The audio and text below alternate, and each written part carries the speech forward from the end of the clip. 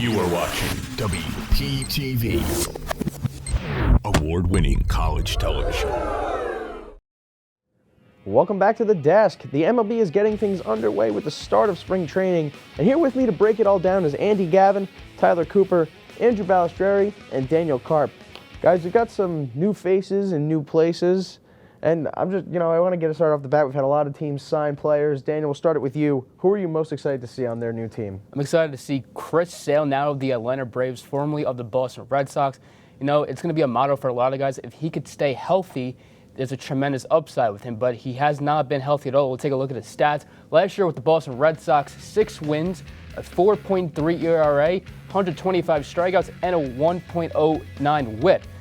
He has an 11.1 K per nine, which is the highest of all time among any pitcher in the league. So, just like I said, if he could stay healthy, then the Braves could really solidify their rotation, especially going to the playoffs. You don't know what Spencer Strider was. He wasn't really good, but if Chris Sale could perform, they got a great pitcher on their hands. Yeah, absolutely. I mean, Chris Sale, just historically one of the best pitchers in Red Sox history, you got to say. He's been so good. But Tyler, we'll move on to you. Who are you most excited to see in their new team? Yeah, let's talk about another lefty, Josh Hader. He was with the Padres last year. Now he's with the Houston Astros. Let's take a look at his numbers with the Padres here. He had 2 wins with an ERA of 1.28. Strikeouts, he had 85 and a WHIP of 1.1. And he has added to a dominant team already with a dominant bullpen. He is now in the closer role for the Astros. And, he's with Ryan Presley and Brian Abreu, so I really think the Astros are going to have a dominant bullpen and a team to close out games. Yeah, I mean, the Astros are so good every year. The rich just get richer. I mean, that's how it feels in sports every year in every league. Josh Hader, one of the most dominant closers in the MLB. But, Bally, we'll move on to you. I mean, I feel like I know who you're going to pick. But Yeah. I who are you most excited to see? The rich got richer once again. The Yankees add Juan Soto to this team. We'll take a look at his stats with the Padres last season. He was really solid over there with the Padres, a .275 average, and with 35 home runs, 109 RBIs, and an OPS of .930. He was a killer last season. He's going to be a killer in those pinstripes this season. And they needed a lot of outfield help. Judge goes down with an injury. Stanton struggled last year. Rizzo was bad last year, too, although he was battling injuries. But I think his lefty bat is fantastic in Yankee Stadium, and I think he definitely fits right in. Yeah, he's going to slot in perfectly in that lineup so for sure. Crisp in that uniform. It does. Andy, we'll move on to you. Who are you most excited to see? I'm going to go Corbin Burns. He was really good with the Brewers, a Cy Young winner. He has been absolutely astounding. We're going to take a look at his stats here, and he has 10 wins. His ERA was a 3.39. He had 200 Ks and an astounding WHIP of 1.69. And he has been just phenomenal for the Orioles, the Brewers, and he's going to become one of the best pitchers the Orioles have had in 20 years almost. Yeah, I mean, the Orioles were really good last season, just missing that ace, and they definitely have that in Burns now.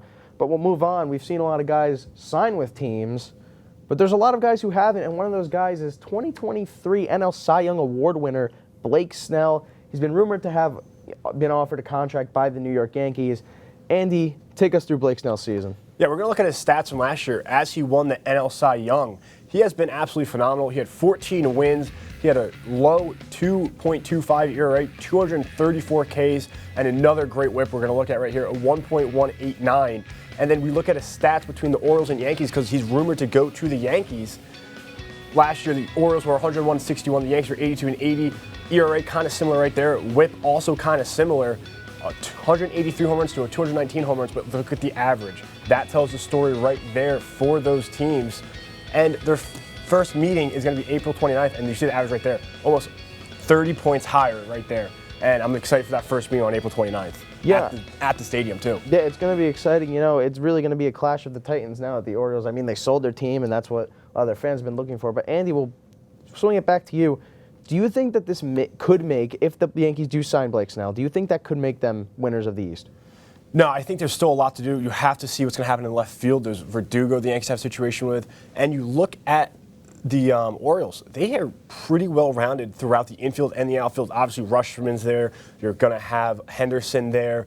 I think right now it is in the favor for the Orioles. But Yankees, if they can click and get hot in the dog days of summer, they're in good shape to win it. Yeah, baseball's a game of, streaks and just who's hot at a certain time. We'll move over to you, Daniel Karp, another Yankees fan. I mean, right. I'm pretty sure there's 4 of us on on the desk right now. Then you got a but- Mets and Phillies fan. Yeah, we don't know. He's probably a Yankees He's a fan, baseball too, on the I'm a slide. baseball fan. That's what I'll say at But, this point. well, Karp, do you think that this signing, if it happens, could make the Happens. Yankees winners of the AL East? I don't think so. One team we didn't talk about is also the Tampa Bay Rays. They also find a way to somehow win 90-plus games every year. But there's still a lot of question marks, I think, with the Yankees, as are for other teams. Like, you don't know if Giancarlo Stanton is going to perform well. Like, he looks great. He slimmed down, but that's the beauty of spring training. You get excited all the time for your players. But I still think there's so many question marks with this team. You don't know if Rodon's going to bounce back. Stroman was really good. He wants to be a Yankee, so we just got to wait and see.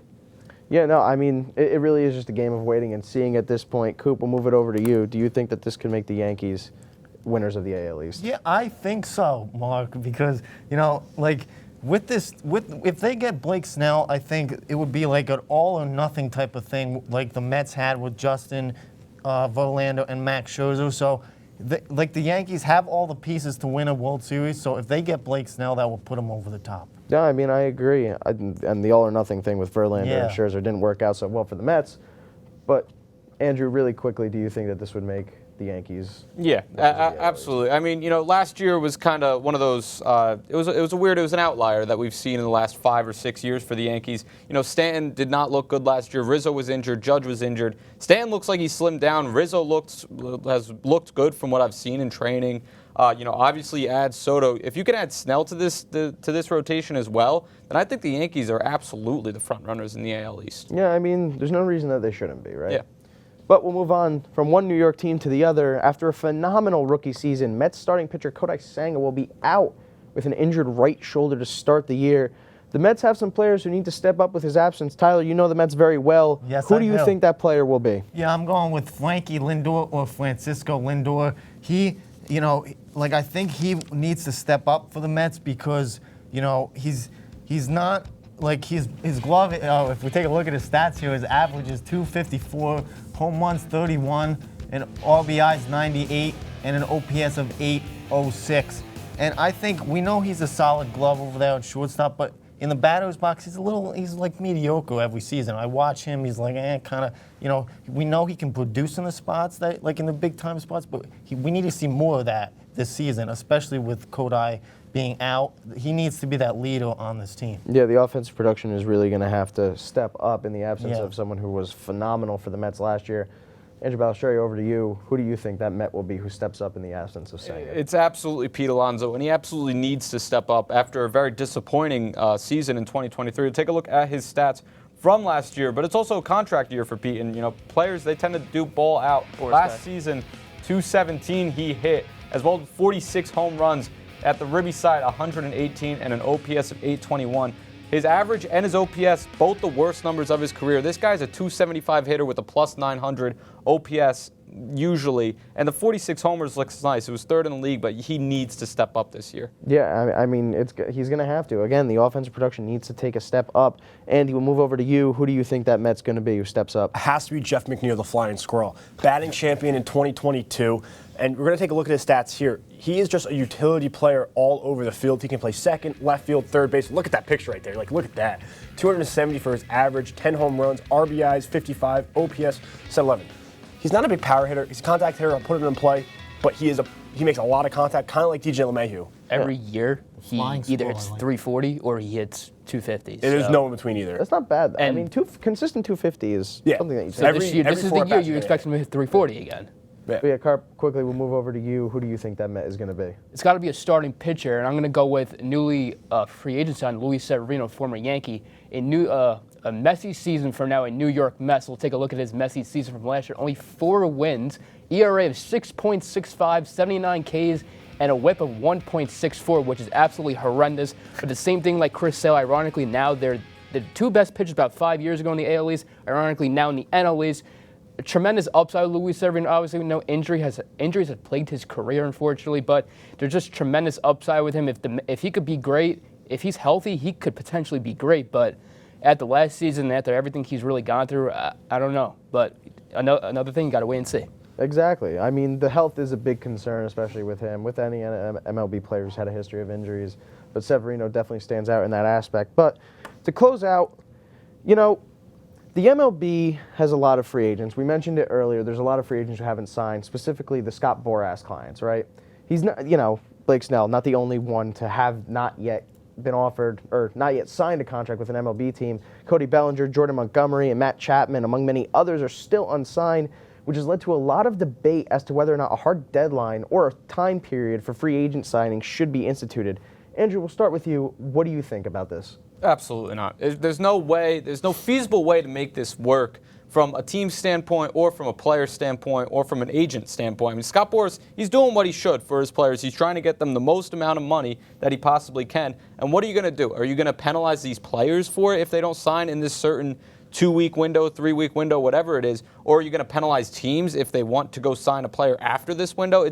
There's too many cons that outweigh the pros, so I just don't understand why they would be able to do this. No, I agree. I mean, there's a lot of questions about it, but Coop, we'll move over to you. Do you think that this hard deadline or time period should be instituted in the MLB? I'm going to agree with Bally, and it shouldn't be because, Bally hit it right on the nose because, I just think these players, like Bellinger, they're going to go somewhere at the end of the day. So, it doesn't matter when. I just, no signing should happen, no deadline period, I think should be happening. So I think, there shouldn't be, because we know they're going to go somewhere. So yeah, no, I agree with that too. Karp, we'll move over to you very quickly. I don't know if I could give a straight yes or no answer because there are pros and cons of this. Obviously, a pro is that you just have it to happen when it comes. But how do you penalize a team or a player if they don't sign on time? I don't really know how you could penalize it. So, I mean, I'm very torn between this question. So I really don't have a straight answer right now. Yeah, you and your questions, you like to raise a lot of them. But Andy, close us out for this one. Do you think that this should I'm going to say yes. Obviously, we don't know what the punishments would be. That will have to be worked out. But let's say, obviously, we know when you're negotiating, you don't take the first offer. You take that offer, you go somewhere else saying, look, this place give me these numbers.